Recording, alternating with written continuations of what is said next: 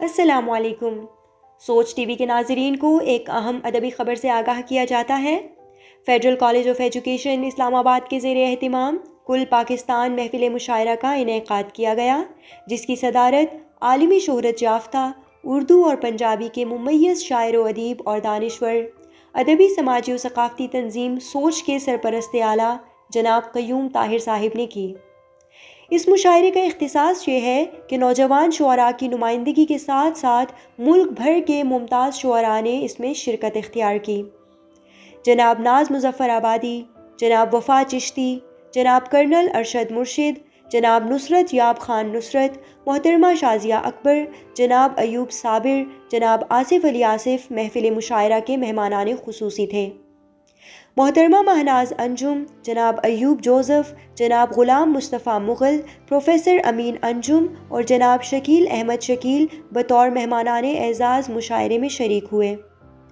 اردو اور پنجابی کے ممتاز شاعر اور ادیب جناب مبشر سلیم بشر اور ابھرتی ہوئی شاعرہ اور محققی اردو ادب ڈاکٹر حالہ امینہ علی نے مشاعرے کے فرائض نظامت انجام دیے۔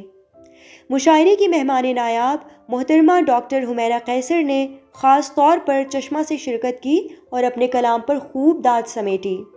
کامیاب محفل مشاعرہ کے اختتام پر فیڈرل کالج آف ایجوکیشن کی ڈائریکٹر ڈاکٹر سمیہ رحمان ڈوگر صاحبہ نے اظہار خیال کرتے ہوئے کہا کہ تعلیمی اداروں میں ایسے ادبی پروگرامز کا انعقاد بہت ضروری ہے۔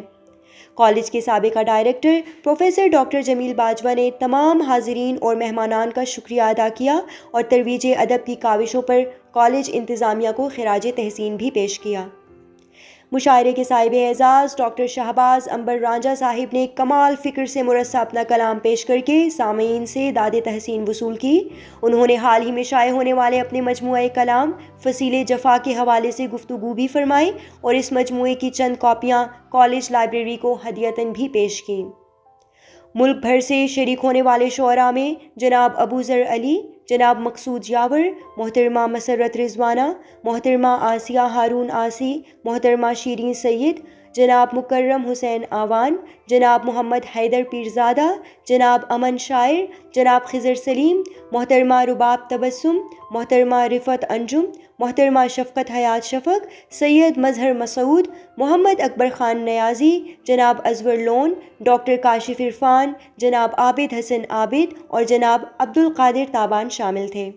مشاعرے سے قبل تمام مہمانوں کو ظہرانہ بھی پیش کیا گیا۔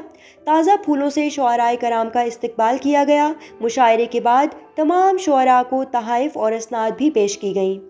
سامعین کے ذوق و شوق اور بھرپور داد نے مشاعرے کے ماحول کو آخر تک تازہ دم رکھا۔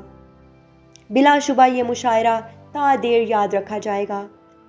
علمی، ادبی اور معلوماتی ویڈیوز کے لیے سوچ ٹی وی کو لائک، شیئر اور سبسکرائب ضرور کیجیے۔ اپنا خیال رکھیے گا۔ فی امان اللہ۔